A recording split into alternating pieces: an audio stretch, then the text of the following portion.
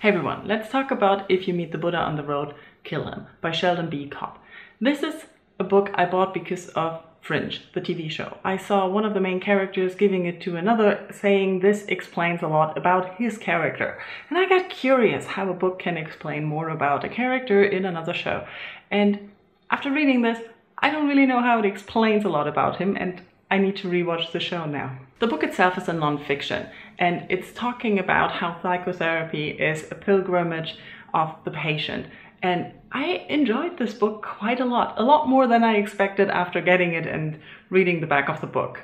So I liked how the book is set up. It starts off with setting the scene, like what is a pilgrim, what is a guide, and what do you need for a pilgrimage. Then giving a lot of examples of pilgrimages that are in our culture and we know about, and then at the end talking about personal experiences with pilgrimages.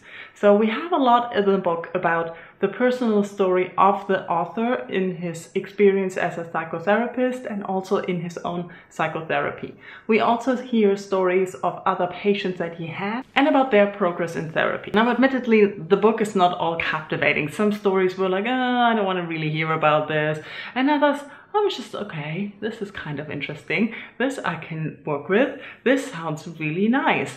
And I found that fascinating, how a book that was written in the 1970s, 72 I think, can still have so much effect on me today.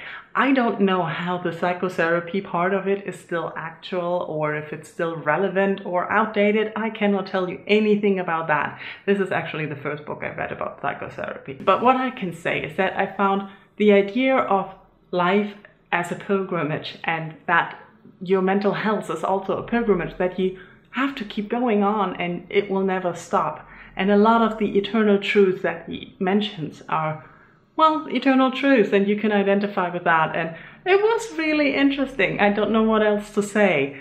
It's not that it solves any big problems or it's mind-blowing or things that you haven't heard of before. Like I said, it's from the 1970s.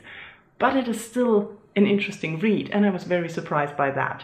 And there's something that I should mention. Because this book is written in the 1970s, it is mostly addressing man and his problems. There are also females in there, and his feminist agenda for the 1970s isn't so bad. But the language mostly addresses men and their problems. So I'm not one who's overly bothered by that and expects a book that was written 50 years ago to have modern language and address gender neutral. So whenever I got annoyed by him and man, and it was definitely talking about people or just anyone, I kept changing things around, sometimes replacing man by woman or person or people, and adjusting the pronouns. And it was surprisingly easy to do. But it is something that apparently bothers people, that books that were written 50 years ago don't use gender-neutral pronouns. Just to be warned. Okay, now I'm curious to hear if any one of you has ever heard of this book or read it, or other books about psychotherapy that you think were very interesting and helpful. Let's talk in comments. Thank you for watching. Bye bye.